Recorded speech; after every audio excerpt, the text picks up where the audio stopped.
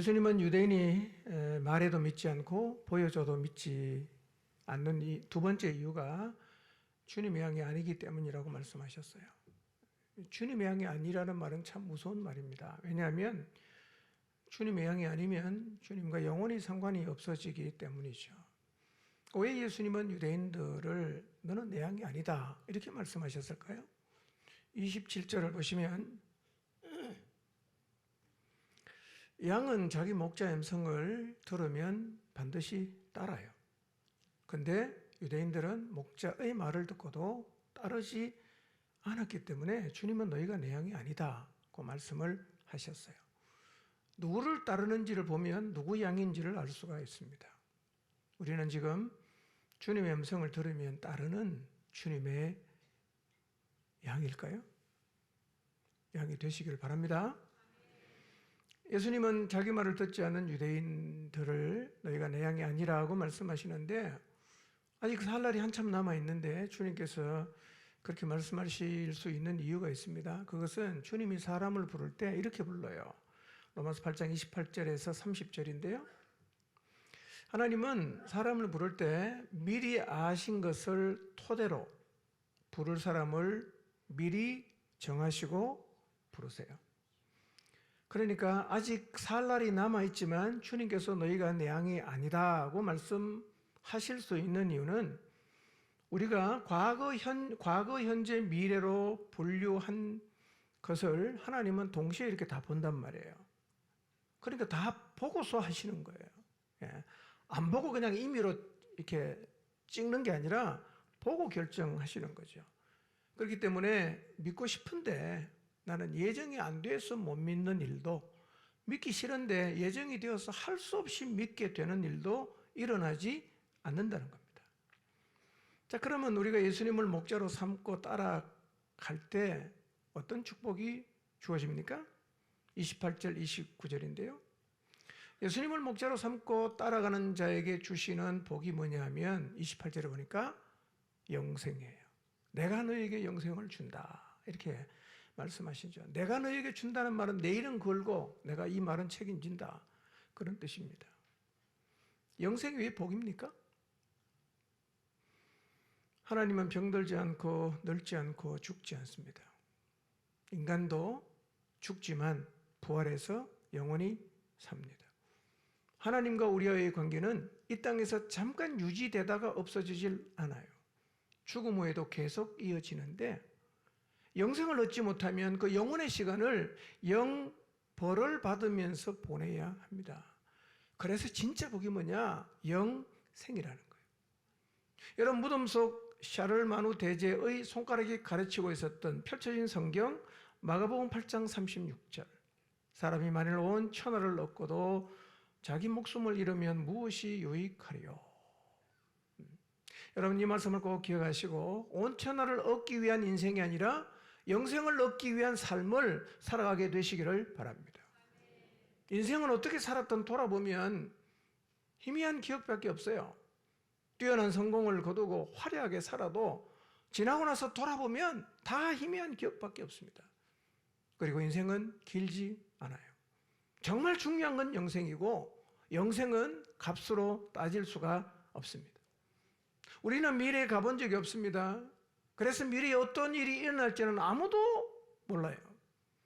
그러나 예수님은 죽음 이후에 세계가 있고 우리에게 영생을 준다고 말씀을 하시고 그것이 사실이라는 사실을 우리에게 알려주기 위해서 수많은 표적을 보여주셨어요.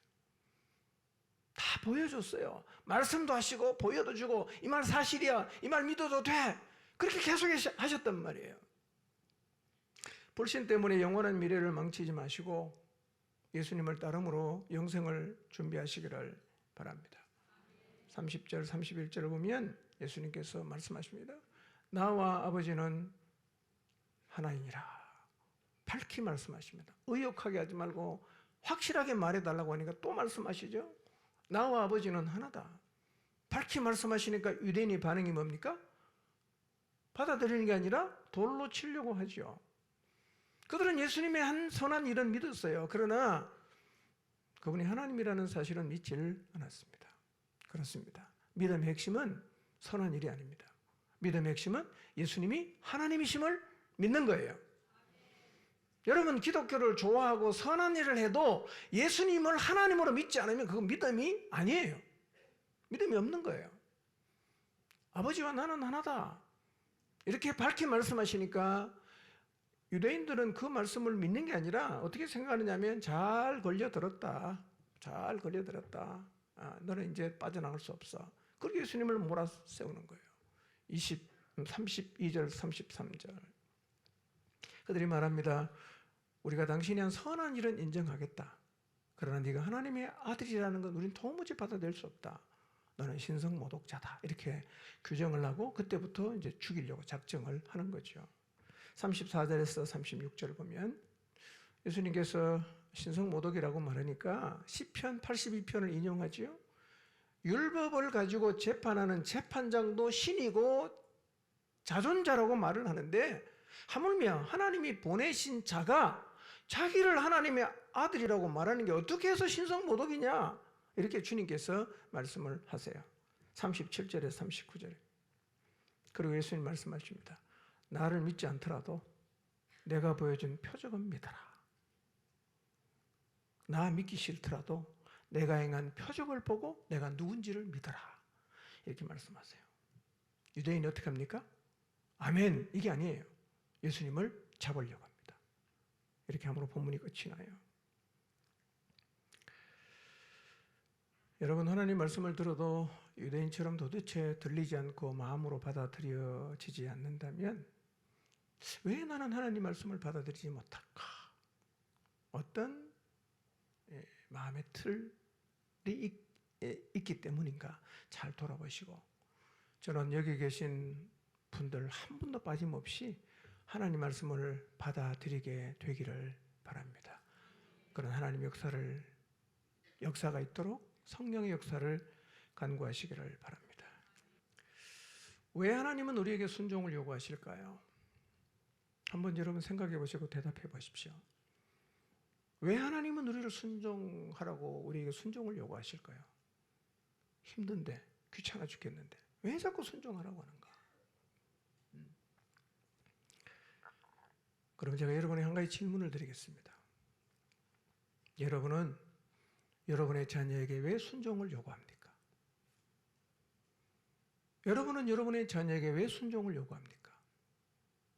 노예로 부리기 위해서입니까? 묶어놓기 위해서입니까? 여러분이 가르치는 길이 그 아이의 인생의 최선이라는 사실을 여러분이 믿기 때문에 여러분이 자녀에게 순종을 요구하지 않습니까? 불완전한 부모도 자식에게 순종을 요구한다면 전지전능하시고 완전하신 하나님이시겠습니까? 전지전능하신 하나님은 우리 인생의 최선을 너무 잘 아세요. 어떻게 살아야 잘 사는 건지, 어떻게 살아야 의미 있게 사는지, 어떻게 살아야 복된 길을 갈 수 있는지 아세요. 그걸 우리에게 말씀해 주세요. 따라라. 이게 사는 길이야. 따라라. 여기 미래가 있어. 이렇게 말씀을 하시는 거예요. 우리가 하나님 말씀에 순종해야 되는 이유는 그것이 최선이고 그것이 나의 현재와 나의 미래와 그리고 영생을 보장하기 때문입니다. 말씀에 미래가 있고 말씀에 현재가 있다는 것은 성경을 읽어보면 반복해서 확인돼요.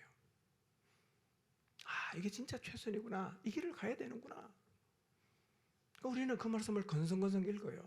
그런 말씀 읽어도 아무런 감동이 없어. 그게 문제예요.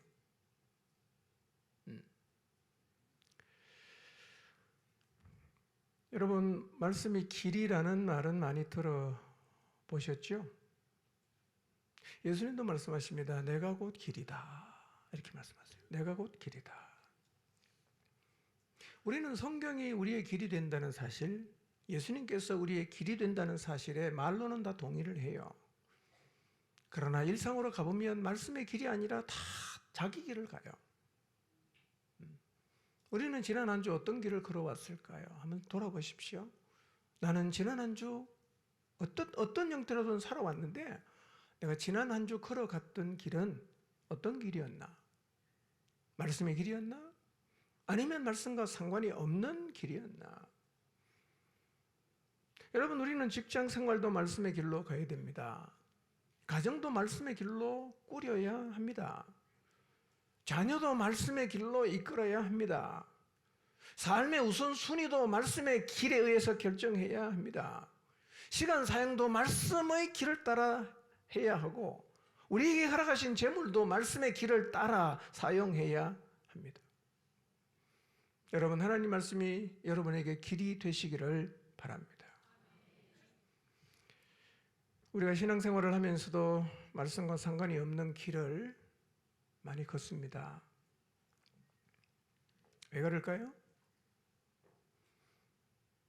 여러분, 우리는 우리가 만든 인생 길이 있어요. 말씀이 가라는 길이 있고 내가 만든 길이 또 있어요. 이 내가 만든 길은 어떻게 만들어지는가? 다양한 루트를 통해서 만들어지겠지만 주로 이거예요. 내 경험이에요. 살아보니까 그건 아닌 것 같다. 살아보니까 이게 맞는 것 같다. 그런 경험이 다 있어요. 말씀대로 살다가 망했다. 그런 경험도 있을 수 있어요. 그러면 이제 내 길을 또 만드는 거예요. 말씀했지만 이건 아니야. 이렇게 갈 거야, 나는. 그런 길이 다 있다는 거예요. 뿐만 아니라 다른 사람의 삶을 보면서도 길이 만들어져요. 누군가의 삶을 보면서 우리는 생각하는 거죠. 저 길이 옳겠다.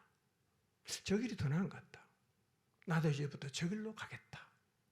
그게 다른 사람의 삶을 보면서 내가 길을 또 만든 거죠. 경험을 통해서도 길이 만들어지죠. 다음부터는 나 절대로 이렇게 안 할 거야. 다음부터는 나도 하나님이 하라 한다고 다 안 하고 지혜롭게 할 거야.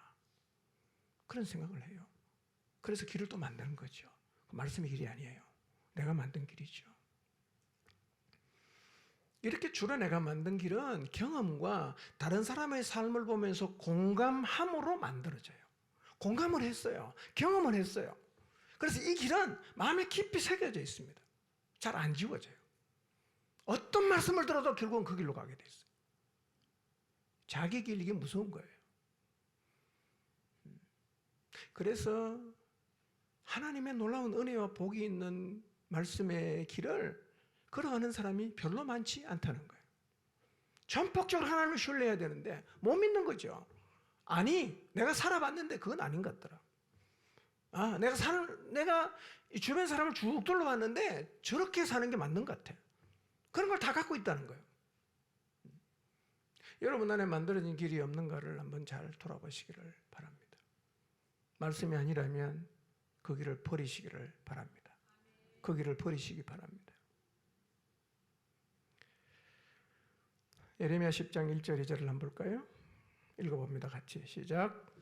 이스라엘 집이여, 여호와께서 너희에게 이르시는 말씀을 들을지어다. 여호와께서 이와 같이 말씀하시되 여러 나라의 길을 배우지 말라. 이방 사람들은 하늘의 징조를 두려워하거니와 너희는 그것을 두려워하지 말라. 1절을 보십시오. 이스라엘 집이여, 여호와께서 너희에게 이르시는 말씀을 들을지어다. 여호와께서 너희에게 이르시는 말씀을 들을지어다. 2절 뭐라고 말씀하십니까? 너희가 걸어가야 하는 길을 다른 나라에 가서 배우지 말라고 말씀하십니다. 내가 너희에게 길을 가르쳐 줬는데 자꾸 다른 나라에 가서 너희가 걸어가야 할 길을 찾지 말라고 말씀하시는 거예요. 이스라엘 백성이 다른 나라에 가서 찾은 길이 뭐죠? 거의 다 이방 사람들이 섬기는 우상 숭배였습니다. 우상을 섬기는 거지. 이스라엘은 풍요와 쾌락과 부요와 안전을 얻기 위해서 여러 나라를 다니면서 길을 배우는 거예요. 때로는 다메섹에 가서 배우고, 아람에 가서 배우고, 애굽에 가서 배우고, 바벨론에 가서 배우고, 다 배우는 거예요. 거기 가서 배워갖고 말씀을 버려요. 그리고 그 길을 따라가는 거예요. 하나님 말씀하십니다. 내가 너에게 말한다. 다른 나라에서 길을 배우지 말라. 이렇게 말씀하시는 거예요.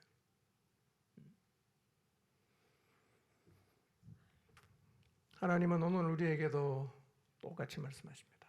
여러 나라의 길을 배우지 말라. 우상 섬기는 길을 배우지 말라고 말씀하십니다. 오늘 우리가 바알이나 아세라처럼 돌에 새겨진 우상은 섬기지 않겠지요. 어떤 형상을 만들어 놓고 우리가 섬기지는 않을 것입니다. 그렇다면 우리에게 우상이 없습니까?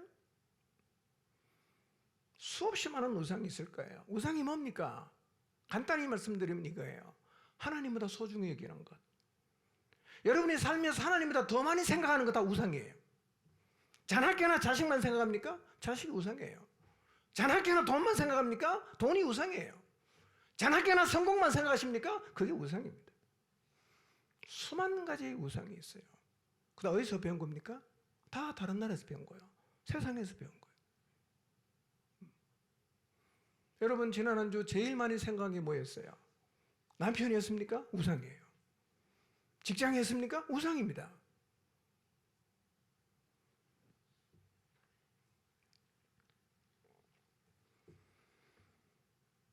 여러분은 뭘 가장 소중히 여기세요? 하나님입니까? 하나님 그렇게 살기를 원하세요. 온 세상을 창조하신 하나님, 자기 백성을 향해서 말씀하시는 거예요. 다른 나라 길 배우지 마라. 우상 따라가지 마라. 내 말 길로 삼고 살아라. 이렇게 말씀하시는 거예요. 여러분 우상 숭배하는 길은 다 다른 나라에서 배운 거지요. 세상에서 배운 길입니다. 다른 길 찾지 마시고 말씀이 유일한 길이라는 사실을 믿음으로 붙드시기를 바랍니다. 세상에서 길을 배우는 게 타락이에요. 세상에서 길을 배우는 게 죄입니다. 오늘 내가 걷는 길은 세상에서 배운 길은 아닌가를 돌아보시기를 바랍니다. 내가 걷는 길이 세상에 배운 길인가? 말씀의 길인가? 여러분 세상은 우리에게 끝없이 유혹하죠. 더 좋은 길이 있다. 더 멋진 길이 있어. 더 신나는 길이 있어. 더 안전한 길이 있어. 이걸 가. 끝없이 유혹하죠. 그러나 여러분 하나님의 말씀이 가장 완전한 길임을 믿고 세상의 길을 배우려 하지 마시기를 바랍니다. 여러분의 사랑하는 자녀가 그렇게 바른 길을 가기 위해서 부모가 기도하면서 길을 가르쳐 주는데 나쁜 친구 하나 만나더니만 이상한 걸 그냥 따라하기 시작하면 여러분의 마음이 어떻습니까? 가슴이 터지지 않습니까? 오늘 우리를 바라보시는 하나님 마음, 오늘 유다를 바라보시는 하나님 마음이 그러했다는 거예요.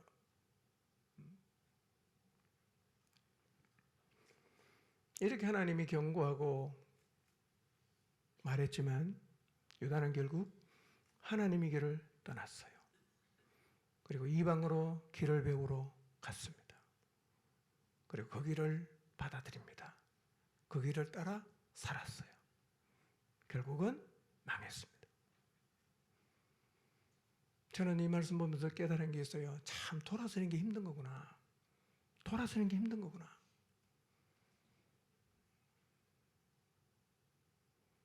내 길을 버리는 게 얼마나 힘든 일인가.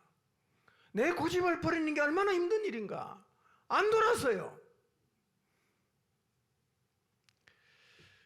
예레미야 2장 17절 18절 봅시다.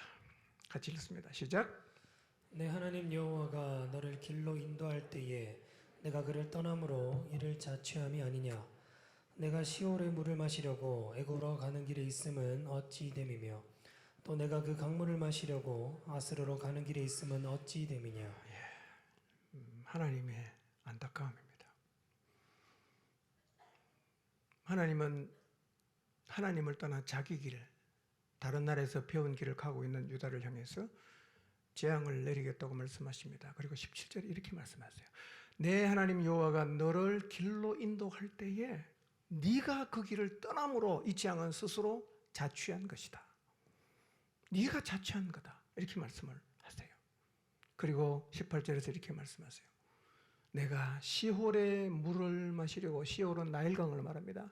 네가 나일강의 물을 마시려고 애굽으로 가는 길에 있으면 어찌미고 또 내가 그 강물, 유프라테스 강을 말합니다. 이 유프라테스 강물을 마시려고 아수르로 가는 길에 있는 게 어찌미냐.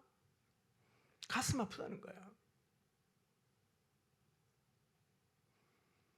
그렇게 사랑을 베풀어 줬는데 하나님을 못 믿어요. 떠나가는 거예요. 애굽으로 갑니다. 떠나갑니다. 아수르로 갑니다. 나일 강물 마실래? 유프라테스 강 마셔야 그래야만 내 갈증이 없어질 것 같아. 그리고 떠나가는 거예요. 하나님은 애굽으로 가는 길에 있는 유다를 보세요. 유프라테스 강물을 마시러 가는 유다를 보십니다. 가슴 아프죠. 안타깝죠. 여러분, 하나님 백성이 그 길이 있으면 안 되잖아요. 하나님의 백성은 말씀의 길 위에 서 있어야 되잖아요. 근데 그들은 말씀의 길 위에 서 있질 않아요. 나일 강물을 마시러 갑니다. 유프라테스 강물을 마시러 간단 말이에요. 그걸 누가 바라보고 있어요? 하나님이 다 보고 있어요. 하나님이 탄식하시죠. 아니, 쟤들이 왜 저 길에 있냐 이거예요. 쟤들이 왜 저 길로 가냐 이거예요. 마땅히 말씀의 길을 가야 되는데 다 엉뚱한 길을 가고 있어요. 우리는 지금 그 길을 가고 있지 않을까요? 나일 강물을 마시러 가고 유프라테스 강물을 마시러 가고 나의 안전과 보호와 성공과 부여를 얻기 위해서 애굽으로 아수르로 가는 길에 지금 우리가 서 있지 않을까요? 하나님께 만족하지 못해. 만족하지 않아. 여러분, 왜 하나님께 만족을 못 얻겠어요? 제대로 안 따라가니 그런 거예요. 멀찌감치 따라가니까 만족이 없단 말이에요. 여러분, 제대로 한번 말씀 붙잡고 가보세요. 그게 기쁨이 있어요. 감격이 있어요. 희망이 있어요. 근데 제대로 안 가니까 만족이 없는 것 같아. 목이 말라. 하나님께 돌아섭니다. 더 좋은 뭔가가 있을 거야. 그런 기대를 가지고 하나님이 전부가 아닐 거야. 그런 생각을 가지고 세상을 향해 가고 있을 수가 있다는 거예요. 우리도 그럴 수 있죠. 애굽 갔다가 아수르 갔다가 바벨론 갔다가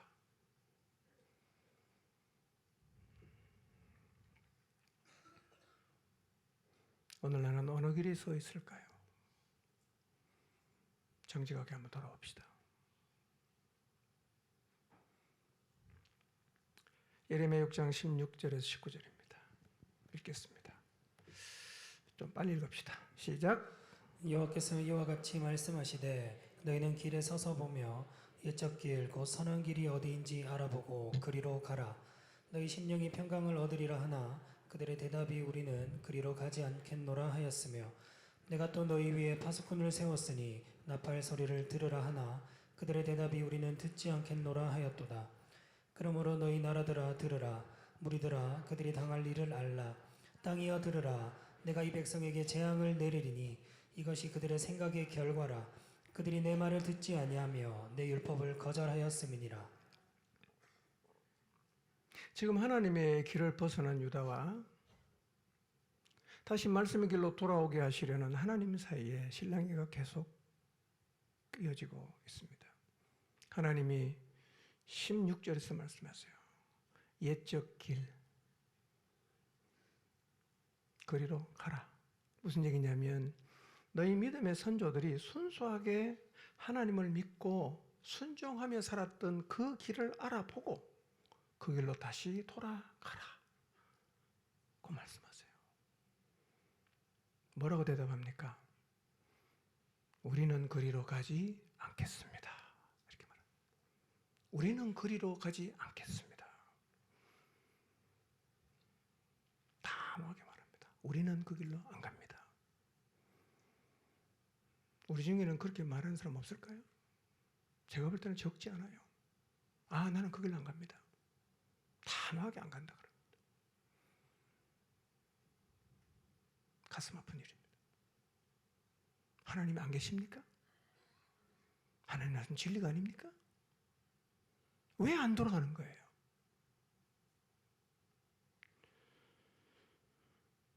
(17절) 내가 또 너희 위에 파수꾼을 세웠다.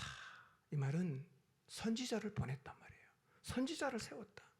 나팔 소리를 들어라. 돌아와라. 이렇게 말했어요. 17절의 대답이 뭡니까? 우리는 듣지 않겠다 라고 대답해요. 안 듣겠다는 거예요. 우리는 그리로 안 돌아갑니다. 우리는 안 듣습니다. 선지자 100날 보내보세요. 우리는 안 들을 겁니다. 이렇게 말하고 있어요. 속이 경을 잃는데요. 오늘 현대도 이런 사람이 너무 많다고 생각합니다. 교회 안에. 속이 경을 잃는 것 같아요. 아무리 말해도 안 들어요. 우리는 안 듣겠습니다.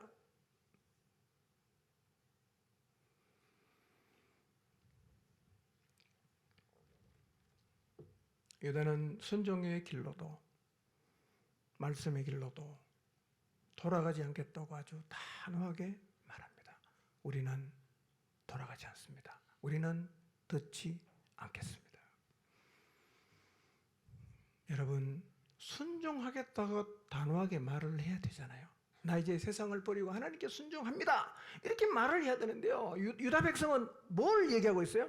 순종 안 하겠다고 단호하게 말하는 거예요.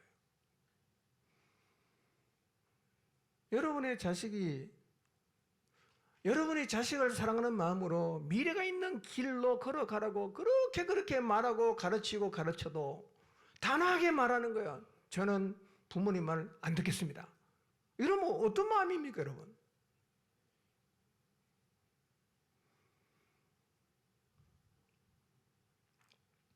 인간의 실패는 하나님 말씀을 떠난 것입니다. 이스라엘의 실패도 하나님 말씀을 떠난 거예요. 그들이 그 자리에서 실패했다면 우리도 같은 지점에서 실패하고 있을 수가 있다는 것입니다. 가장 중요한 게 뭐냐? 말씀을 길로 삼는 것입니다. 말씀을 길로 삼아야 돼요. 우리의 마음속에 하나님 말씀이 흐르는 게 가장 중요한 거예요.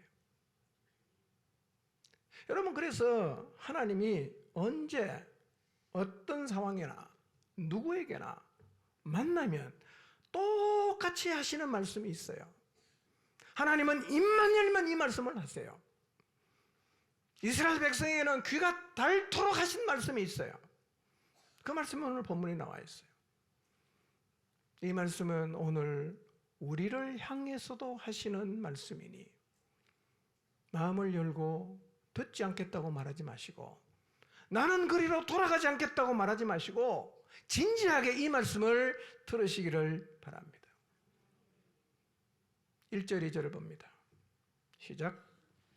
솔로몬이 여호와의 성전과 왕궁 건축하기를 마치며 자기가 이루기를 원하던 모든 것을 마친 때에 여호와께서 전에 기브온에서 나타나신 같이 다시 솔로몬에게 나타나사.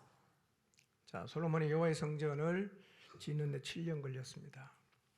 그리고 왕궁을 13년 걸려 지었습니다. 그때 하나님이 두 번째 솔로몬에게 꿈을 통해서 나타나셨어요. 이거 우리가 한번 생각해 봐야 될 부분이 있어요. 성전은 7년 만에 지었어요. 짓자마자 봉헌했습니다. 솔로몬이 봉헌 기도를 8장에서 드리죠. 그리고 하나님이 응답하십니다. 불로 내려 응답하십니다. 희생제물을 살랐어요. 그 다음부터 솔로몬이 뭐합니까? 궁전과 일반 성읍을 건축을 하는데 걸린 시간이 13년이에요. 13년 만에 궁전 건축을 마쳤어요. 그러니까 성전 짓고 나서 몇 년 만에 두 번째 계시가 솔로몬에게 임합니까? 13년 만이에요. 성전 봉헌하고 13년 만에 하나님께서 솔로몬에게 두 번째 나타나셨는데 이때가 솔로몬이 왕이 된 지 24년 후입니다. 솔로몬의 통치 기간이 40년이에요. 근데 24년이면 반환점을 좀 도는 시점인데요. 1절은 이렇게 표현합니다. 자기가 이루기를 원하는 모든 것을 마친 때에 이렇게 말을 해요. 솔로몬이 24년에 이때는 솔로몬이 이루기를 원했던 모든 것을 다 이룬 때예요. 여러분, 많은 사람이 자기가 원하는 걸 다 못 이루고 죽죠. 여러분 이루고 싶은 거 다 이루셨어요? 대부분의 사람은 자기가 이루고 싶은 걸 다 못 이루고 죽어요. 그런데 솔로몬은 자기가 이루고 싶은 걸 다 이루었어요. 감사한 일이죠? 뭐 복이 아니라고 할 수는 없을 거예요. 그러나 사실은 이때가 가장 위험한 때입니다. 언제 제일 위험하냐?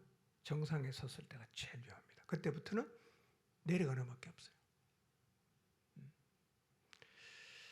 원하는 걸 이룰 때까지는 최선을 다합니다. 흐트러지지 않아요. 그러나 다 이루고 나면 그때부터 내리막길입니다. 흐트러지기 시작하는 경우가 많아요.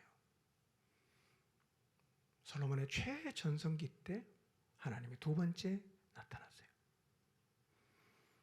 왜 나타나셨을까요? 하시고 싶은 말씀이 있으니까 나타났겠죠. 그 시점에, 정점을 찍고 있는 그 시점에 하나님이 솔로몬에게 뭔가 하시고 싶은 말씀이 있었단 말이에요. 그런데 솔로몬이 성전을 몇 년 동안 지었습니까? 금방 가르쳐줬잖아요. 7년. 궁전은 몇 년 지었죠?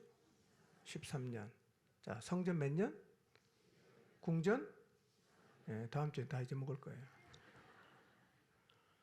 어느 곳이 있는데 에너지를 더 많이 쏟았죠? 궁전 짓는 데 시간 훨씬 더 많이 보냈어요. 그러니까 성경 읽어보면 하나님 여기에 대해서 전혀 문제 삼질 않아요. 야, 너는 내 성전 짓는 거는 7년만 하고 네 집 짓는 거 13년 동안이나 짓냐? 야, 서운하다. 이런 얘기를 안 하세요. 안 하세요. 문제 삼지 않았습니다. 난 뭔가 지금 말씀하고 싶어요. 하나님이 솔로몬에게 하시고 싶은 얘기가 무엇이었을까요? 인생의 최정상에서 전성기를 달리고 있는 솔로몬에게 하나님이 무슨 말씀을 하고 싶었을까요? 그게 오늘 본문에 나와 있죠. 3절에서 5절 읽어봅니다. 시작.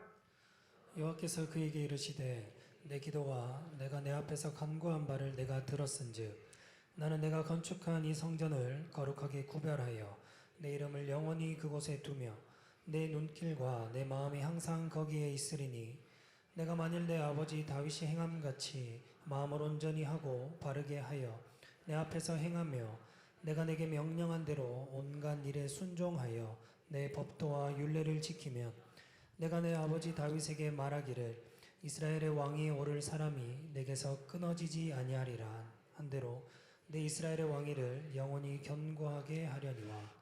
13년 전에 솔로몬이 성전을 완공하고 하나님 앞에 기도했어요. 하나님 성전에 거하셔서 항상 기도를 들어주십시오라고 기도했고 하나님은 3절에서 내 간구하는 말을 들었다 이렇게 말씀을 하세요. 여기서 들었다고 하는 샤마라는 단어는 주의를 기울여 경청하다라는 뜻이 있어요. 그러니 성전 완공 이후로 하나님은 솔로몬의 간구를 귀를 기울여 듣는 거예요. 제가 뭐라고 말하나, 뭐가 부족한가 듣고 계세요. 그리고 말씀하십니다. 이 성전을 구별해서 내 눈길과 마음이 항상 그곳에 있게 하겠다라고 다시 한번 확인해 주십니다. 그리고 나서 4절에 하시는 말씀. 이게 하나님이 솔로몬에게 진짜 하고 싶은 얘기야. 4절 한번 띄워보실래요? 4절. 읽어보면 4절만. 시작. 내가 만일 내 아버지 다윗이 행함같이 마음을 온전히 하고 바르게 하여 내 앞에서 행하며 내가 내게 명령한 대로 온갖 일에 순종하여 내 법도와 율례를 지키면. 네. 요약하면 이거예요.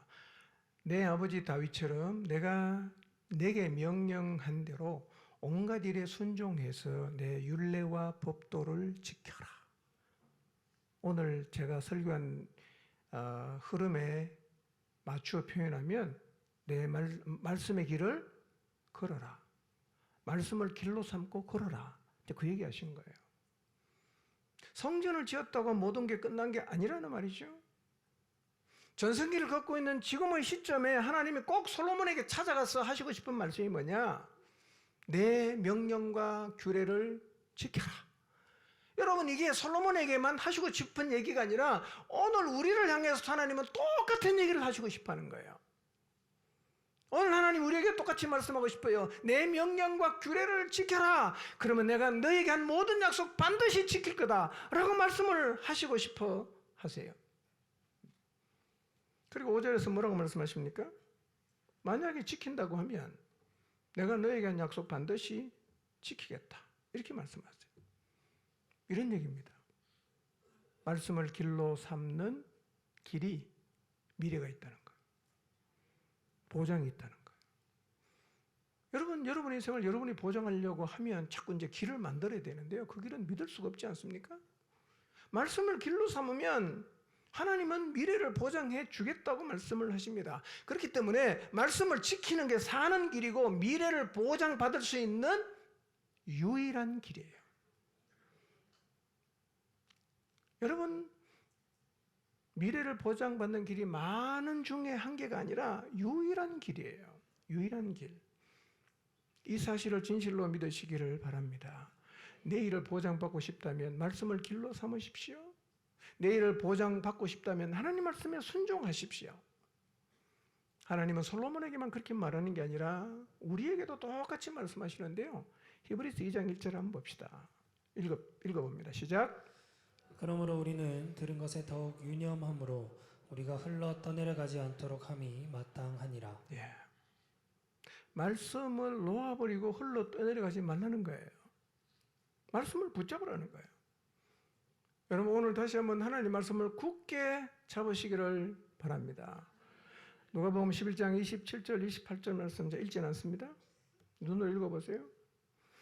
무리 중에 한 여자가 찾아와서 음성을 높여 말합니다. 당신을 뵌 태와 당신을 먹인 젖이 복이 있습니다. 그렇게 말했어요. 예수님 뭐라고 대답하십니까? 오히려 하나님 말씀을 듣고 지키는 자가 복이 있다, 이렇게 말씀을 하시는 거예요. 예수님을 뵌 태, 예수님을 먹인 젖이 복이 있는 게 아니라는 겁니다. 오늘날로 말하면 직분을 받은 게 복이 아니고 몇 대째 예수님 믿는 거, 그게 복이 아니고 진짜 복이 뭐냐? 하나님 말씀을 듣고 지키는 거라는 겁니다. 배경 없어도 됩니다. 여러분 뛰어나지 않아도 괜찮아요. 이 땅에 살면서 하나님 말씀을 듣고 지키는 것 이상의 복은 없어요. 그게 최고의 복임을 믿으시기 바랍니다. 이 말씀을 누가 했습니까? 예수님이 하셨어요. 나 뵌테? 나 먹인 젖? 그게 복이 아니고 진짜 복은 내 말을 듣고 지키는 사람이 진짜 복 있는 사람이다, 이렇게 말씀하셨어요. 여러분, 이게 진짜 복이라면 우리가 그 복을 받는 자리에 나가는 게 무슨 제한이 있습니까? 이게 하나님 말씀을 듣고 지키는데 제한받는 부류가 있습니까? 없지 않습니까? 누구든 다 하나님 말씀 들을 수 있어요. 누구든 다 하나님 말씀에 순종할 수 있어요. 차별이 있는 듯 보이지만 하나님은 사실은 우리에게 다 공정한 기회를 주신 거죠. 부자든 가난하든 나이가 많든 젊든 남자든 여자든 머리가 좋든 나쁘든 하나님 말로 붙잡고 갈 수 있죠.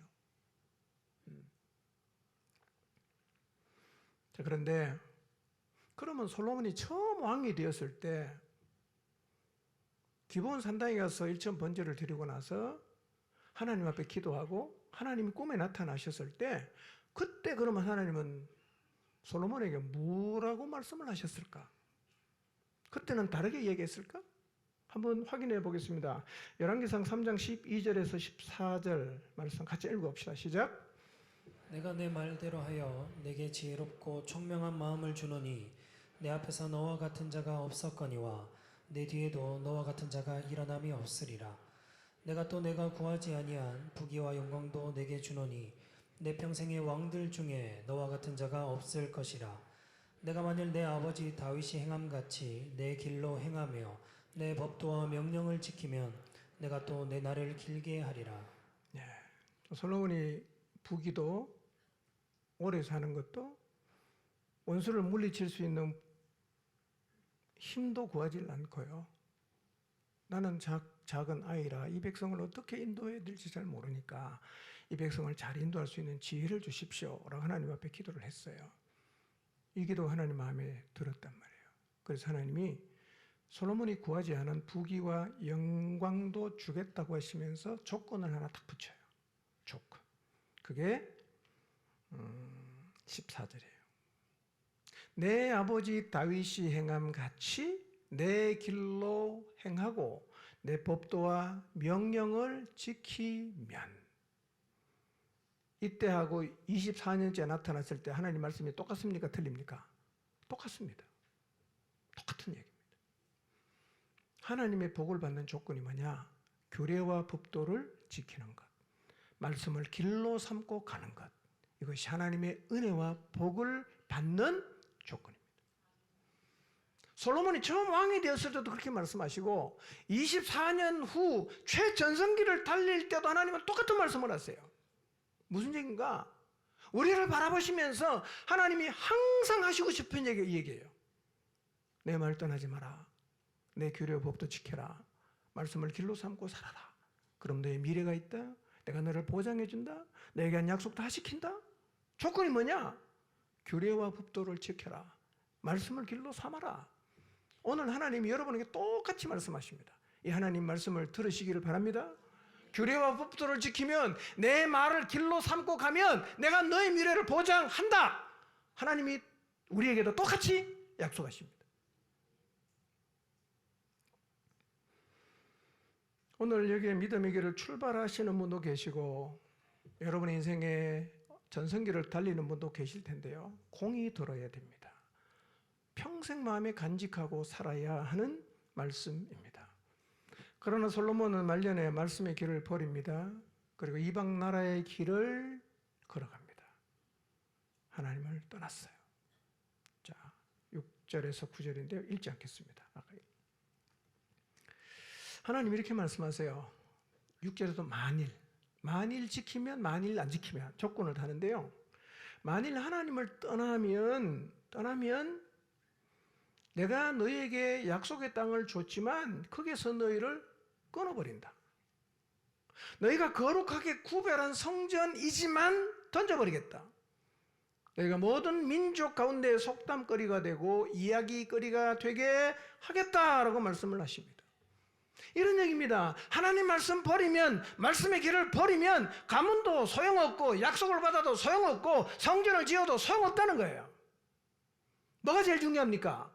성전이 아니에요.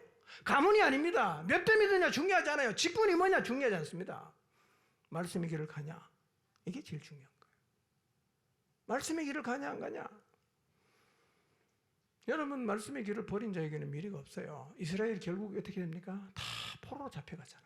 다 죽어버리잖아. 말씀의 길을 버리는 자에게 미래가 없다. 이게 하나님이 우리에게 하시고 싶은 이야기예요. 말씀을 버린 자에게 미래가 없다. 하나님은 오늘 우리에게도 경고하십니다. 히브리서 3장 15절 읽어봅니다. 시작. 성경에 일렀으되 오늘 너희가 그의 음성을 듣거든 경노하시게 하던 것 같이 너희 마음을 완고하게 하지 말라 하였으니. 이스라엘 백성이랑 똑같지 않습니까? 안 돌아갑니다. 안 들을 겁니다.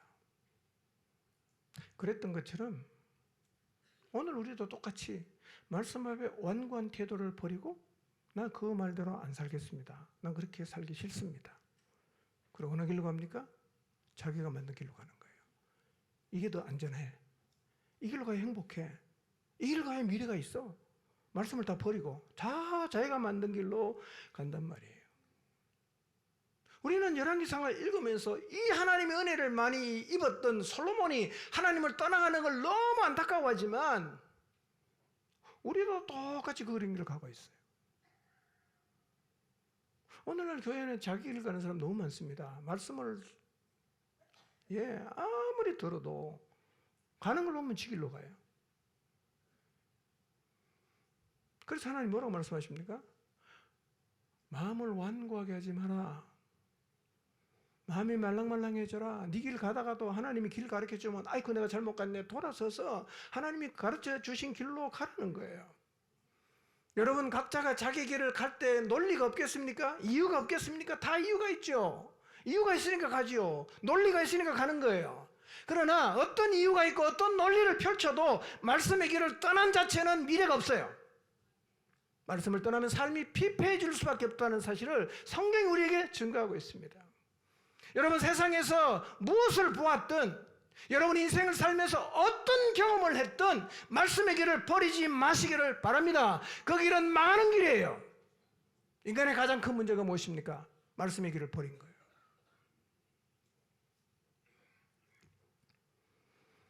열왕기상 11장 34절을 봅시다. 읽습니다. 시작. 그러나 내가 택한 내 종 다윗이 내 명령과 내 법도를 지켰으므로 내가 그를 위하여 솔로몬의 생전에는 온 나라를 그의 손에서 빼앗지 아니하고 주관하게 하려니와.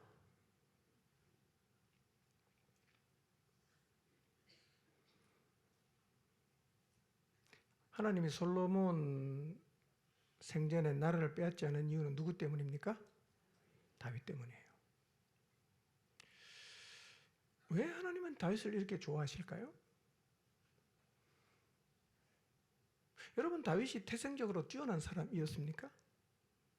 아닙니다. 다윗은 아버지에게 인정을 못 받았어요. 사무엘이 베들레헴에 가서 이새의 아들 다 데리고 오라고 했을 때 다윗 데리고 갔습니까? 안 데리고 갔습니까? 안 데리고 갔어요. 뭐 하고 있습니까? 양 지키고 있어요. 형들은 다 오고. 그리고 아버지가 생각해도 쟤는 왕감은 아니야. 안 데리고 갔어요. 양치는 목동이었어요. 이렇게 하나님이 다윗 때문에 후손을 기억해 주시고 다윗 때문에 솔로몬을 봐주시고 그렇게 하신 이유가 뭐예요? 왜 이렇게 하나님은 다윗을 좋아합니까? 말씀의 길을 걸었기 때문이에요. 내 명령과 법도를 지켰다. 그를 위해서 솔로몬의 생전에는 그 나라를 빼앗지 않겠다라고 말씀을 하신단 말이에요. 오늘날도 우리가 말씀을 길로 삼고 살아가면 하나님이 너무너무 기뻐하십니다. 하나님이 너무너무 자랑스러워하십니다. 저는 여러분 모두가 그렇게 살게 되기를 바랍니다. 하나님 바라보면 너무너무 좋아하시고 하나님이 여러분을 바라보면서 자랑스러워하십니다. 어떻게 살면? 다윗처럼 살면 하나님 말씀을 믿고 말씀의 길로 걸어가는 사람을 하나님은 너무너무 기뻐하십니다. 여러분 때문에 하나님 여러분의 자식을 좀 봐주는 은혜가 있기를 바랍니다. 여러분 때문에 여러분의 손자를 하나님이 봐주는 은혜가 있기를 바랍니다. 성공과 실패 기준이 어디에 있습니까? 인간적 탁월함이 있습니까? 타고난 유전자 때문에 성공 실패가 결정됩니까? 부모 잘 만나서 유산 많이 받아야 성공과 실패가 결정되는 겁니까? 그렇지 않습니다. 성공과 실패 기준은 말씀이 길인가 내가 길인가 여기에서 갈라지는 거예요. 우리 인생도 그러합니다. 하나님은 이스라엘 백성들에게 그리심산에서 축복을 선포해라. 에발산에 가서 저주를 선포해라. 그리고 상징적으로 퍼포먼스 하는 겁니다. 네 앞에는 뭐가 있다? 그리심산도 있고 에발산도 있다. 축복도 있고 저주도 있다. 네가 선택할 수 있다. 이렇게 말씀하시는 거예요. 오늘 우리 앞에도 그리심산이 있고 오늘 우리 앞에도 에발산이 있습니다. 저는 우리가 믿음을 가지고 하나님을 길로 선택해서 그리심산에서 선포되는 하나님의 축복을 여러분이 받게 되시기를 바랍니다. 신명기 30장 15절입니다. 읽습니다. 시작. 보라, 내가 오늘 생명과 복과 사망과 화를 내 앞에 두었나니. 오늘 우리 앞에 생명과 복과 사망과 화가 그리심산과 에발산이 있어요. 순종의 길을 걸어가십시오. 세상 기웃거리지 마시고 기웃거렸다면 오늘 다시 말씀의 길로 돌아오시기를 바랍니다. 세상이 무슨 얘기를 해도 여러분이 살면서 뉴스나 어떤 소문을 들었어도 말씀의 길에 머무시기를 바랍니다. 머리 굴려 인간적으로 계산하지 말고 하나님의 계산이 포함된 말씀을 길로 삼으시기를 바랍니다. 말씀이 길입니다. 이 시간 다시 한번 믿음으로 하나님 말씀을 붙드시기를 바랍니다. 힘들어도 말씀을 길로 삼으십시오. 희생이 따라도 말씀을 길로 삼으십시오. 고난이 와도 말씀을 길로 삼으십시오. 좁은 길을 가는 것처럼 보여도 손해를 보는 것 같아도 하나님 말씀을 길로 삼으십시오. 순교를 당한다고 해도 말씀을 길로 삼으십시오. 그게 우리에게 미래를 보장합니다. 그것이 우리의 미래를 하나님의 축복 가운데 서게 만들어 줍니다. 하나님의 선하심을 믿으십시오. 하나님의 인자하심을 믿으십시오. 하나님의 전지전능하심을 믿으십시오. 그러므로 하나님 말씀에 미래가 있고 말씀이 최고의 은혜요 축복입니다. 더 나은 삶을 위해서 목마름을 해결하기 위해서 하나님에게서 발을 빼고 돌아서서 애굽의 나일강과 유프라테스 강을 향해 가고 있다면 내가 만들어 놓은 길을 가고 있다면 유다 백성처럼 나는 안 돌아갑니다. 나는 하나님 말씀 안 듣습니다. 라는 이 완고함을 버리고 나를 살리는 말씀의 길로 다시 돌아가시기를 주님의 이름으로 축원합니다.